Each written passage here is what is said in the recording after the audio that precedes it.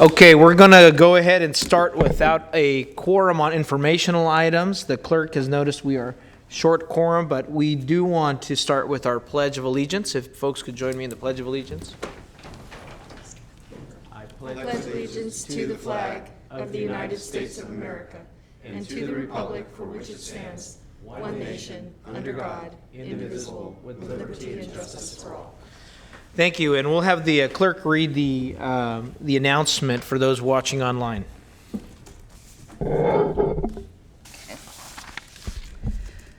This This meeting of the Sacramento Metropolitan Air Quality Management District is cablecast live without interruption on Metro Cable 14, the Local Government Affairs channel on Comcast, Consolidated Communications, and AT&T Uverse cable system. This meeting is being closed captioned and will be webcast at www.sacmetrocable.tv. Today's meeting will be repeated on Sunday, May 26, 2019 at 4 p.m. and Monday, May 27, 2019 at 2 p.m. on Channel 14. Members of the audience wishing to address the board should fill out a speaker form located on the table in the back of the chambers and give it to the clerk. Please speak into the microphone when addressing the board and state your name for the record. Also, at this time, please silence your phones until the conclusion of today's meeting. Thank you, Madam Clerk. If the clerk could please read the first item on our agenda. Before we begin the meeting, can we go ahead and take roll call? Do we have a 1, 2, 3, 4, 5, 6? Well, we'll go ahead and ask for roll call. Yeah. Carr? Way out here.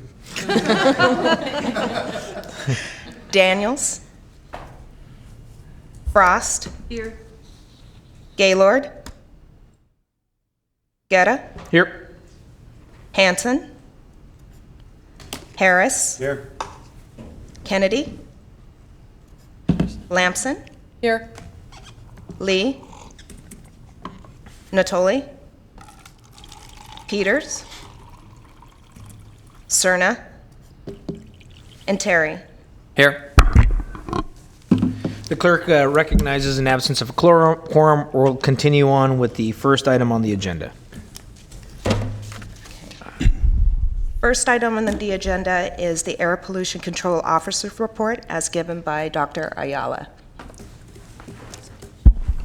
Thank you. Good morning. Good to see you all. Just a quick reminder, we don't see you next month because one of the consent items is the normal cancellation of the June meeting, so we can give you a break. I have a brief APCO report. I have two items that I'd like to share with you all.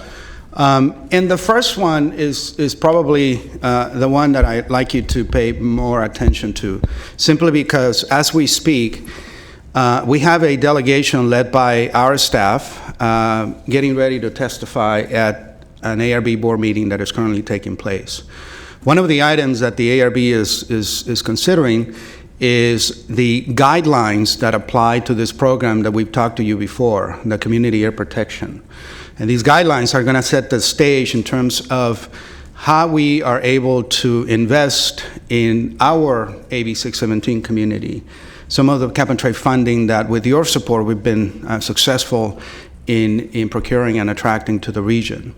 So I am going to get into a little bit of the weeds, but I need this board to be aware of that. We have had discussions with Supervisor Cerna, so he is fully aware of what we are going to be saying. And obviously, we are engaged with the leadership at ARB.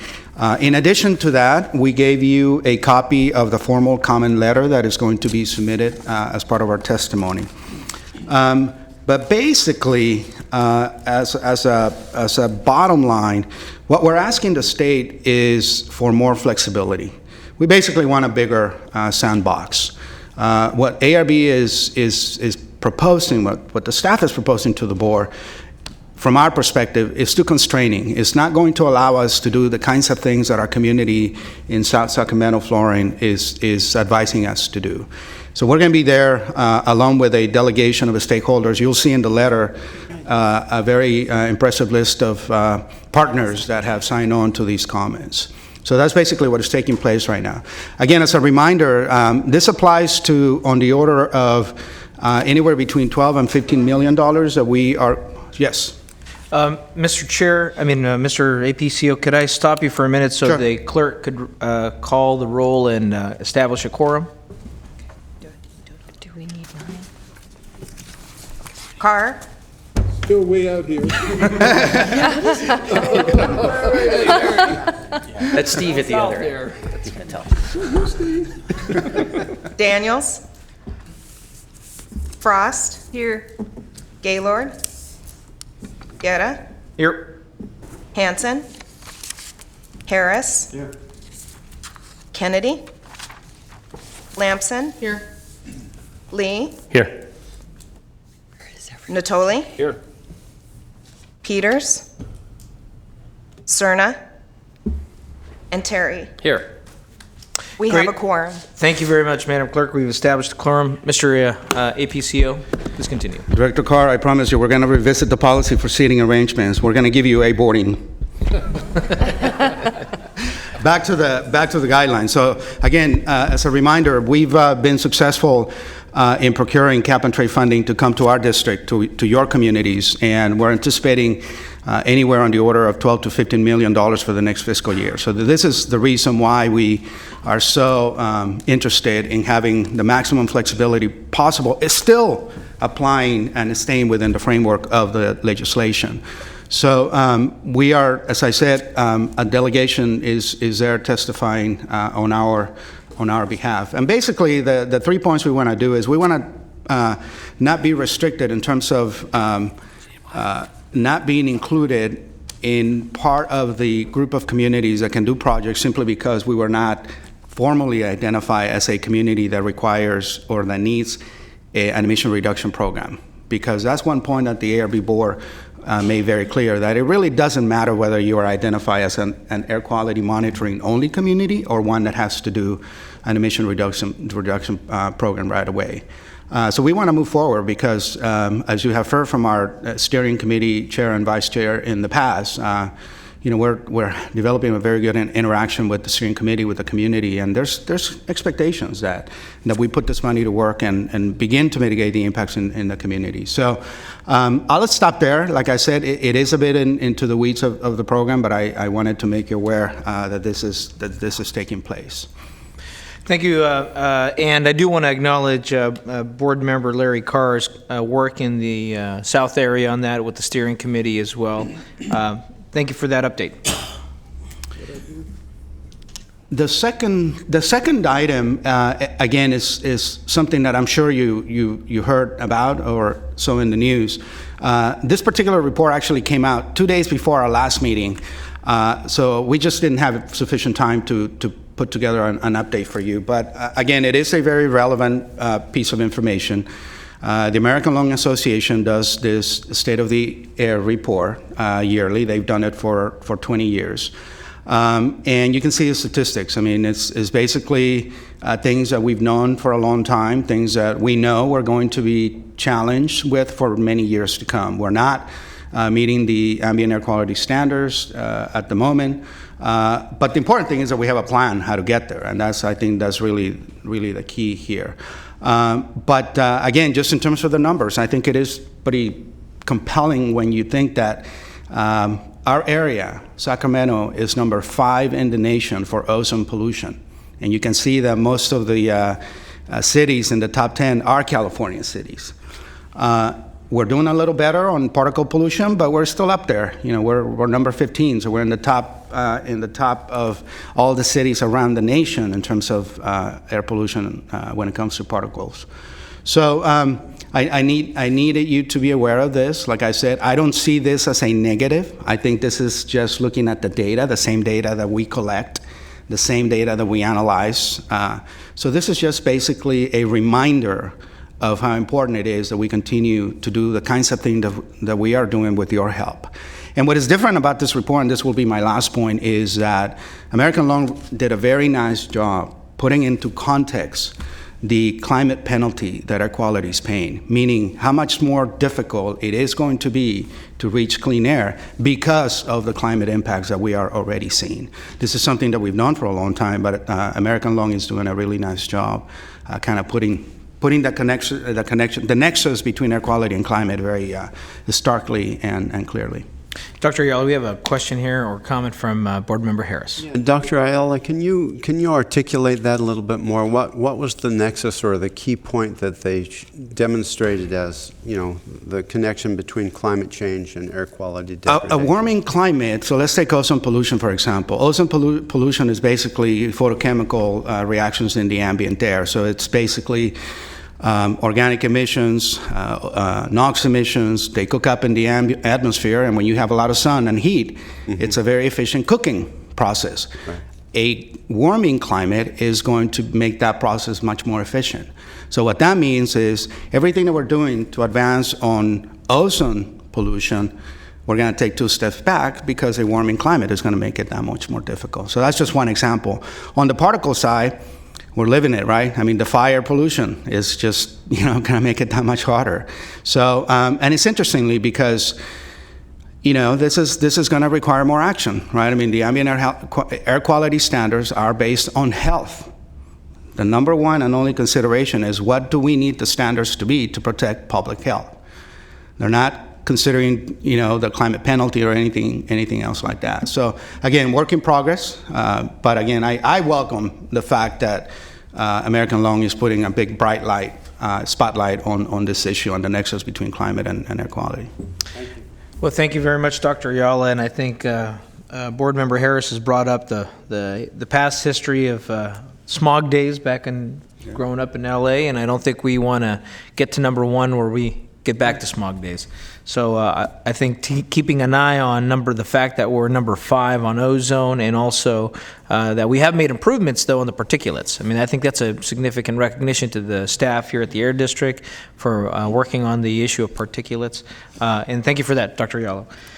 We're going to go ahead and move on to the next item on the agenda. If the clerk could please read the item. The consent calendar, the first item is the April 25th, 2019 Board of Directors meeting minutes. And the second item will be the cancellation of the June 27th, 2019 Board of Directors meeting. Okay, members, move the calendar. How quickly the actions move when there's a cancellation of a meeting here. So without further discussion, all those in favor signify by saying aye. Aye. All those opposed? Okay, motion passes. Consent calendar is approved. If the clerk could please read the next item. Next is the discussion calendar. Here we have a presentation from Valley Vision's new environmental poll in the 8-county region. Given the presentation will be Bill Mueller, Chief Executive, and Evan Schmidt, Director of Strategy and Evaluation. Good morning. Good morning. It's good to see you, Bill and Evan, again. See you, Mr. Chair, board members. My name is Bill Mueller. I'm the CEO of Valley Vision. And we're very excited to be invited to join you today to say a little bit about the latest in a series of public information scientific poll that was done just several months ago. So I'm going to kick it off, and then Evan Schmidt, who's our senior director and our research director at Valley Vision, will sort of walk you through the results, and we're hopeful that we'll have a chance to have a discussion around your questions around the poll and possibly what the import of those questions are. So just a little bit of context. As you know, Valley Vision is a civic leadership group, and one of the things that I am very proud of is that I serve at the pleasure of a 33-member board of directors that includes chancellors and presidents and CEOs of various hospital systems, as well as leaders from different foundations. They're committed to a better quality of life in Sacramento, and Valley Vision focuses on economic, social, and environmental issues. We believe in advancing a triple bottom line solution to the challenges that we face. And we work very closely with the Air District through the Cleaner Air Partnership. What's important to know is that 2 years ago, our board said that there are not enough facts and evidence that are really informing our public policy today, or those facts that are available. There are so many of them, or that they're sort of distrusted, that an independent organization like Valley Vision, with no other interest than making the quality of life of our region better, is uniquely suited to do this work. So with that, we launched our research unit, and a core component of that work was to do fact-finding around public opinion. And so often today, it is so difficult for people who have very, very busy lives to be involved, frankly, in meetings like these, because they are raising their families and they're trying to earn a living and make ends meet. So our goal through this public opinion process is to be able to solicit the views scientifically of the residents of the greater Sacramento area and be able to bring them to you. So a couple more things to share. The first is that this is a scientific poll. So we take great pains, and in fact, our organization has used foundation funds in excess of $150,000 to bring you this capability through a partnership with the Institute for Social Research at Sac State. And as many of us know, it's very hard to do public opinion polling today. And that's because we all have mobile phones as opposed to a landline in our home. So there is a way through the effort that the Gallup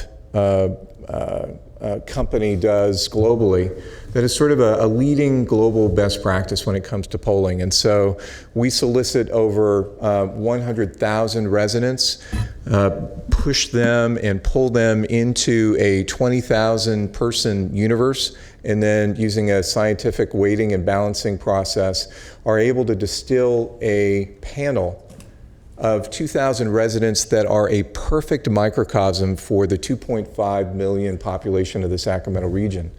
And they agree to work with us, and we ask them questions on a regular basis, and we're constantly refreshing that panel so that it is alive. So our first panel in our first poll was related to civic amenities. Our second was related to transportation and mobility. Our third was focused on livability, our benchmark poll, a way of being able to ask questions more broadly about our quality of life. So we asked questions about homelessness and housing and education and healthcare access, in addition to economic growth. And important to know, we also asked value-based questions. We asked whether people felt included in their communities. And so that data is available to you at valleyvision.org. We're here today to talk to you about our latest poll, which we also hope to do on a regular basis, related to the environment. We were very curious about how local residents felt about the issues that impact them, about air quality, but also about water and energy, and in particular about climate change. We know that the fact that climate change is in our political dialogue nationally and at the state level, but we also know that there is a perception that we are divided on that issue.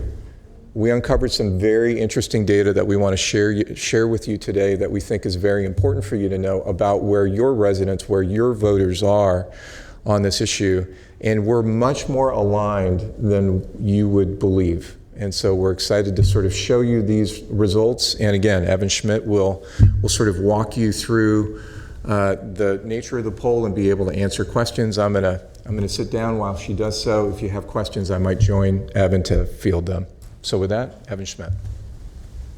Thanks, Bill, and good morning. Really happy to be here, and I'm really happy to be sharing this data with you. I think it's a really good story about our region, and I think and hope it will be really useful for you in your work as well. So Bill already talked a lot about the methodology of this survey, so just to quickly touch on this, we surveyed a little less than 1,000 residents across the 8-county region and achieved a margin of error of plus or minus 3%. We feel like this is really in line with survey best practices, and it gives us a very good degree of confidence in the findings that we have. Oh, and I'll say one thing about the timing of this survey in the field. So this was December 2018, just a few months ago, and you might remember that it was just after the Camp Fire incident. And so climate change and health risks from air quality were really high in people's mind, and I think that that's reflected in the survey, as you'll see. And that's one reason why we really would like to do this survey again. So we really see this as something we'll touch back on and see how the results might change based on whatever conditions are going on with the weather and with the climate, as well as seasons and things like that. So to get just to the big picture, overall residents in the Sacramento region really care deeply about the environment. They believe more should be done to protect it. And it was really striking to us the level of intensity that people felt around this. So when we're looking at this survey, a lot of our percentages are in the 80s and 90s of people saying, I feel strongly about this, I care deeply about this. That's been unusual in the experience that we've had with our survey so far. So that was one of the first things that really jumped out at us about this survey. Our opening question is just, how important are these very essential aspects of life, like clean drinking water, soil, air, bodies of water? We had more than 90% saying, I feel really strongly these are incredibly important. But then we asked use the same characteristics to ask the question, do you see these as environmental problems in your community? And that's what this bar chart shows. And you can see that polluted air was really people's top concern that they were most intensely concerned about. So that was, again, something that was really on the forefront of people's mind as they were taking this survey. We also asked some questions about land use and preservation, and we wanted to know how important was the preservation of open space, wild space, and farmland to the people in the region. And you can see that people felt really strongly about each and every one of these, with farmland being on top.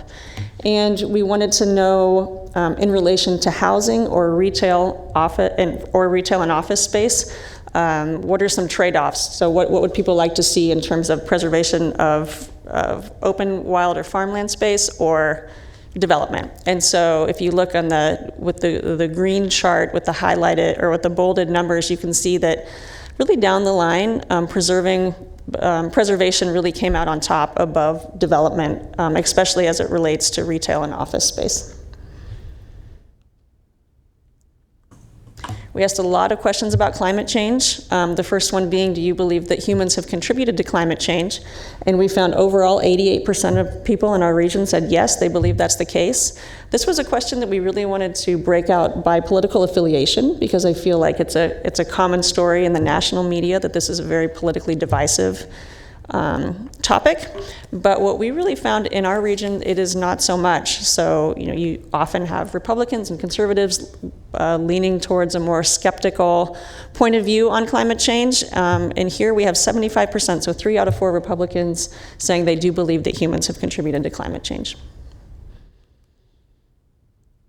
And we wanted to know, do you think it's happening now, or do you think it's going to happen at some point in the future? And so that top cluster of bar charts are, again, broken down politically, expressing that people believe that it's already begun to happen. And so overall, that's 70%, but when you look broken down politically, the majority of people in any political affiliation believe that the effects of climate change have already begun to happen. And then for those who don't, they for the most part believe that they'll start happening within the next few years. And we wanted to know what people were thinking about in terms of climate risk. So how concerned are they about the different possible effects of climate change, especially the things that we feel we're most likely to see here in this region. So smoke in the air from wildfires, drought, hotter temperatures and more frequent heat waves, wildfires in the vicinity of your home, and flooding were the characteristics that we looked at. And you can see that 80% of people really see smoke in the air from wildfires as something they have already experienced. And given the timing of the survey, that's not a big surprise. We were joking that maybe the other 20% were on vacation in November, but that did come out very clear. And then we also broke our survey out by subpopulation. So we wanted to know across different demographics what different subpopulations think on these different topics. So one thing that really popped out for us is that hotter temperatures and more frequent heat waves were seen as a problem within different subpopulations more than they came out in the overall top line findings. And so for those making $30,000 to $50,000 a year, Blacks, Latinos, Millennials, women, and Democrats, that was a bigger concern for them. And for some of those findings, that's really consistent with research that shows that vulnerable populations are often more vulnerable to climate risks and more likely to experience things like hotter temperatures and other climate risks. When we ask people their level of concern about the effect that climate risk will have for them in the future, you can see that the well-being of future generations came out most strongly, with the majority of the population seeing this as a threat to our basic well-being. Across all of these topics, women showed higher levels of concern. And you can see that the majority of the population is concerned about public health and safety, the well-being of future generations, and significant concerns around public infrastructure as well. We asked some questions about cap and trade, and we actually didn't include these in our initial report, but we're working on a follow-up report that's going to come out this summer that's really going to dive more into environmental investments, so as they relate to cap and trade, but also as they relate to additional costs that people might be willing to incur in order to help the environment. So we did a little bit of education around what cap and trade is, and we asked people their preferences around cap and trade. I wanted to share this finding with you because I think it's important to the work of the Air District. We asked, how important is it to you that the revenues from cap and trade are spent in disadvantaged communities? And you can see that almost half of the respondents said it was very important. And if you look at the somewhat important, then that goes all the way up to over 75%. And so that's something when, again, provided with a little education around what's happening, people did value that aspect of the cap and trade revenue. Mr. Chair, can I just, before you leave that slide, can I just, a quick question? So is there a full understanding by the respondents of what cap and trade is? I mean, that's a word that may be familiar to folks in these chambers and those that work with it, but when you ask 985 people what cap and trade is, they can all tell you that, or do you have to explain it, or I'm just curious. Yeah, so I summarized the question in this way for you all, but that really wasn't how it was necessarily expressed in the survey. First of all, we did kind of a test question to ask people, what's your opinion about cap and trade without an explanation? Okay. What's your opinion about cap and trade with an explanation? And what's your opinion about that is cap and trade without naming it as such? And so that's kind of the more detailed report that we're going to come out, but as part of that context, there was more, like I said, more education around what it is. And even I'm using the term disadvantaged communities here, but that was not used in the survey. I think it was low income neighborhoods or something like that. All right, thanks. Yeah. And kind of along those same lines, we asked people if they have the perception that air quality is worse in lower income neighborhoods. And overall, 42%, so less than half of the population, agreed with that statement. But when you broke it down by city, suburb, or small town rural, that number went up for the city population. And so there's a little over majority of the population that recognizes that air quality can be more of a health risk to low income populations and neighborhoods. We wanted to know, and we asked a lot of questions about how climate change will impact different aspects of people's life, including quality of life, but also the economy. And so that's what this question gets at, is how much do you think climate change is a threat to the economy, and how much is it a threat to the quality of life? And so when you combine the very serious and somewhat serious, you've got over 65 to 70% of people who really do see it as a threat in the future, with slightly more seeing it as a threat to quality of life. And kind of diving into the economy and government's role in climate change, we wanted to know how much intervention people think government should have into issues around climate change. So you can see on the bar chart, the top cluster of bars is kind of the most pro-environment stance that people could take, and it's that state and local government should do whatever it takes to protect the environment. The next cluster down is it's important to take action and do so in a way that supports rather than damages job growth. And then the last one is kind of the most anti-environment, saying environmental laws and regulations cost too many jobs and hurt the economy. And so you can see that the population is very supportive of the environment and really resting in those top two categories. This is another one that's broken out by political affiliation. And so when you do that, you can see that over the majority of the population of any political affiliation believes that there is a strong role for government in climate action. We really wanted to know what people think if you think about the relationship between environmental regulations and environmental protection and jobs in the economy.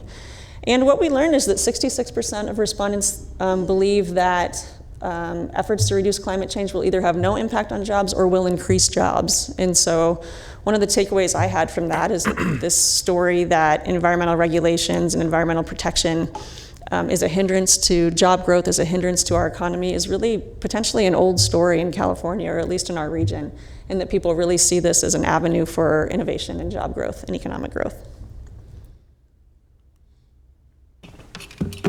People are really supportive of clean energy. So we asked about solar panel farms and wind turbine farms, and people's preferences around what type of energy sourcing to expand. So you can see from the bar chart on the left that people were really supportive of the clean energy sources and less so of the more conventional energy sources. And then when we asked, are you willing to pay more for renewable energy, we had almost 50% saying yes, they would be willing to pay more. We also asked a lot of questions around individual responsibility. So what have people done in the past to help the environment? What are they willing to do in the future? And what motivates them to take action, or what are the barriers that stop them from taking action? So when we look at this bar chart is showing in the blue bar actions that people have taken in the last year, and in the orange bar things that they're very or extremely interested in pursuing in the future. So looking at that top level, conserving water and energy, that's something that people are already doing and they're interested in continuing to do. I would say the same with walking, biking, and taking public transit or bus. And then when you go down the bar chart and look at just those last three categories, for example, you see a pretty big gap between what people have done in the past but what they would like to do in the future. So I think in some of these instances, it could be about upfront costs. So buying or leasing an EV and installing solar panels is quite expensive, but people are interested in doing it. Joining a green energy program, it could be that people don't have the right education. But in any case, that gap really represents potential points of intervention for agencies, whether that's education or incentives or other ways of kind of trying to figure out how do we capitalize on people's interest in taking these actions, even when they haven't been able to do it in the past. In some research coming up, we want to kind of break out some population profiles. And one profile that's really important to us is the millennial profile, just because this is the actions that millennials take will really determine our future course in the next 25 plus years. And so we really want to know what do they think about all of this. And really and this is just a teaser chart, because really across the board, millennials feel more intensely about the environment than other age categories. So if everyone's really pro-environment, millennials are really, really pro-environment and really believe that more should be done. So this is a chart that shows their level of concern about some of these basic environmental characteristics, and you can see when you set them up against the other age categories that they're really oftentimes double the intensity of that response.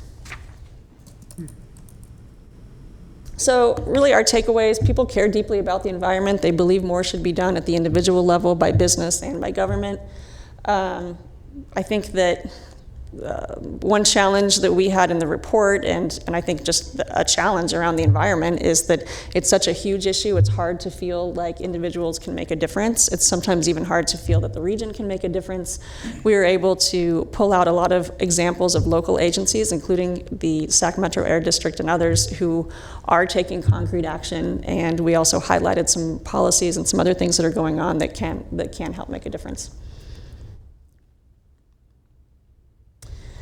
And we're doing a lot of work to make a difference as well. So we have our Clean Economy Impact Area. I don't think a lot of you are very familiar with the Sacramento Air District is a supporter of and a partner in much of those activities, but that includes the Cleaner Air Partnership, statewide efforts that we participate in, like the CRC, the Capital Region Climate Readiness Collaborative. Meg Arnold sits on the Mayor's Climate Commission. We've been involved just in a lot of different activities around the region.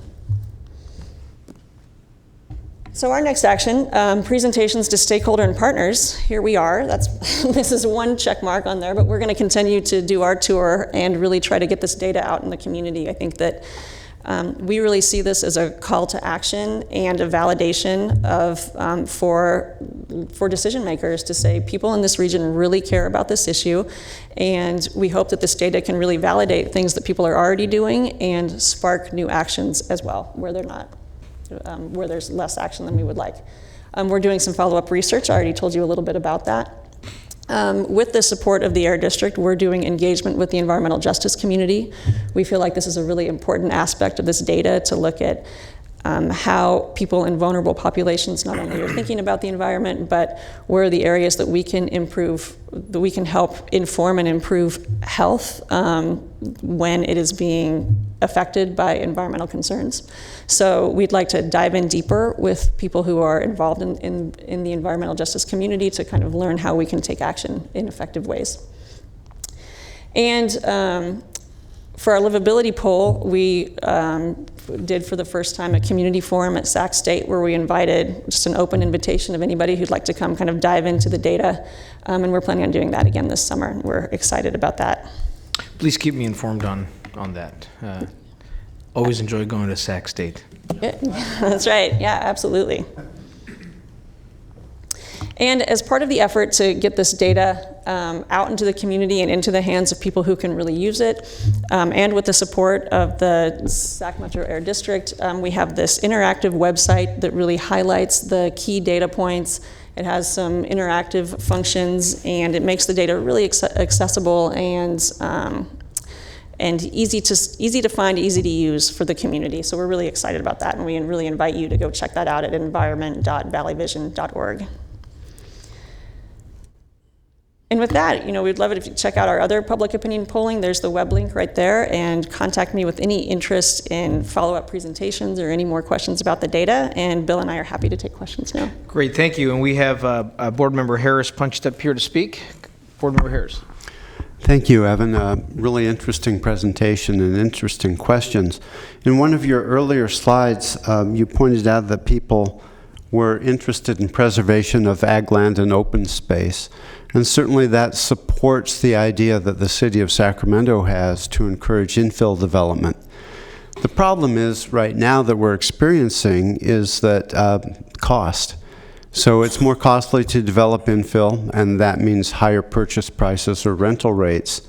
So conflicting things there, what will be interesting is to see if people really feel that. I mean, it's easy to think, yeah, of course I want to preserve open space, but greenfield development is cheaper, and people are attracted to those developments because of urban problems like homelessness and things like that. They think they can move away from those kinds of issues.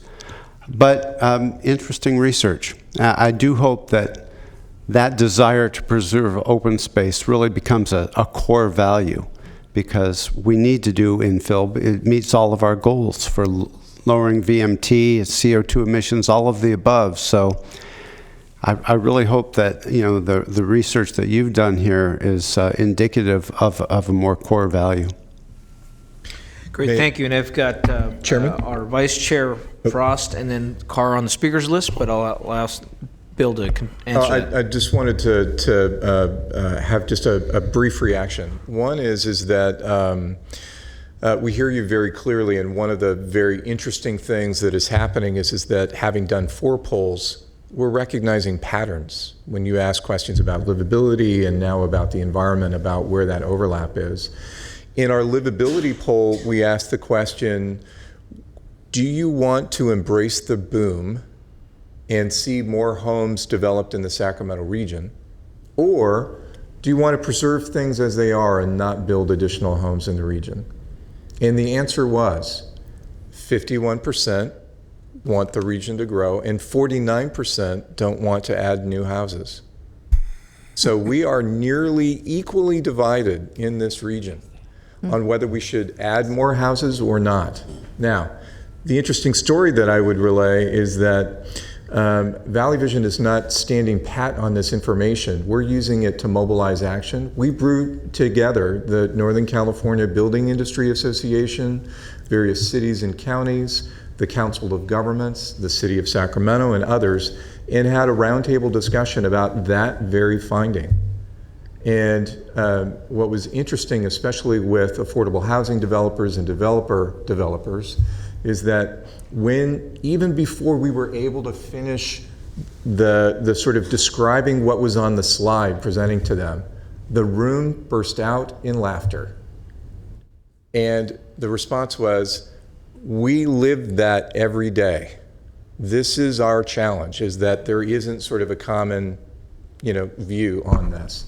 So our hope is that we can take that sort of inertia and effort at a need for a very clear vision about housing in the Sacramento region, blend it with this information about the environment and future polls to be able to sort of create greater clarity and hopefully community vision around those issues.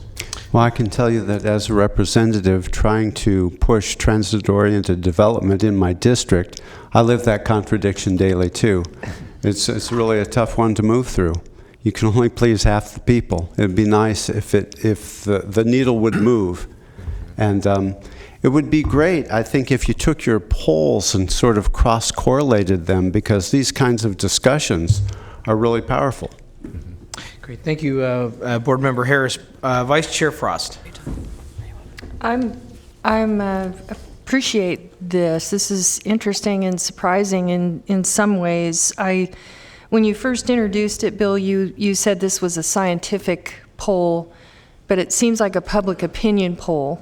Forgive me, it's both. So the method that we use is based on the Gallup industry's sort of national best practice or global best practice, and it is very much scientific. So it's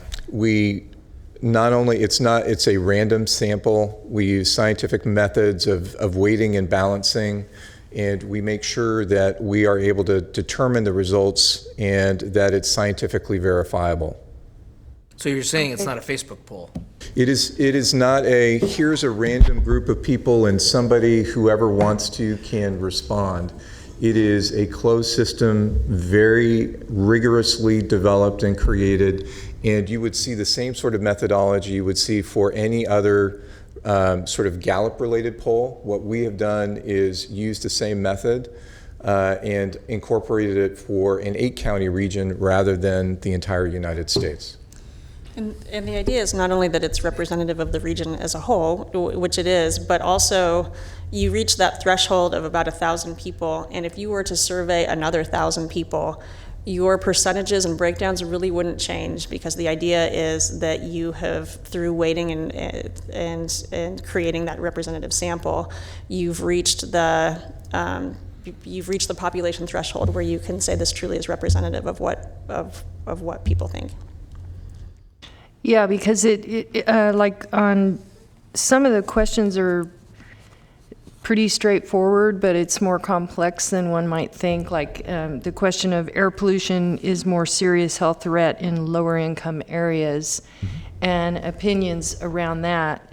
But air pollution isn't really tied to low income. It's more tied to, you can probably sell houses to low-income people under this freeway, but you're not going to sell houses to higher incomes. So they end up being in those areas where air pollution is. So it's like I think what would also be important for everybody to know, and we probably breezed over a little bit of the methodology, is that even our questions are often not our own. We're looking at best practices around questions that have been asked in other communities, frankly, so that we can compare them. So for example, in our livability study, we adopted the National Realtors Association question set that they do on a regular basis. The Economist Intelligence Unit asked some very interesting questions, and they've been doing it for years. So rather than making it up, we're using sort of the scientific method that others have used, so that we're trying to sort of reduce the potential for error. I'm not surprised that air quality is important. Even, anyone who's older, who's lived in LA like I have, understands what air pollution can become and doesn't want it, and who wouldn't want clean air and all those good things. My last question is it possible for us to get a copy of this entire survey so that we can analyze it and look at it? This is really good information, and I just think it would be so helpful to be able to look at it and take a deeper dive on the entire survey. You bet. And imagine that what is available to you right now is 3 different levels of information. If you were to go to the web link, if you were to go back just one slide, Evan. If you were to go to this web link, this is the easy access. You can look at it in 3 minutes, and it gives you sort of the high profile.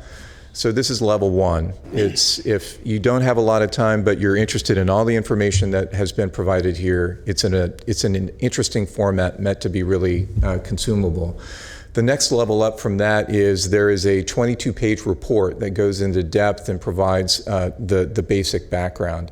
What Evan and I want you to know is that we're sitting on a huge data file that we could not possibly sort of put in a 22-page report. There's just too much information. And what's more is that we can divide and cut and slice the data that we have. And one of the invitations that we've made to your APCO and others is, do you have a specific question? You do? Well, we would be interested in getting back into the database and running that information. So, Well, can I get the 22-page? Because I have people that are experienced with surveys, and they'll know what question they want to ask. So perfect. Can that work? Yes, if you go to that web link, it's available. And then they'll just exactly there. contact you. We'll contact you if we have questions or But something Vice like that. Chair Frost, I'll make it easier on you. I'll work with our clerk, and we'll make sure that we get the information that you require Okay. to you. And any other board member that has interest, let us know, and we'll make sure that we I mean, it get might our change clerk. the way I think about something, and I want to look at it. I want to know. Some of So, us still like it's all paper good. too, you know. Yeah. Thank you very much. You bet. Thank you, Vice Chair Frost. Board Member Carr.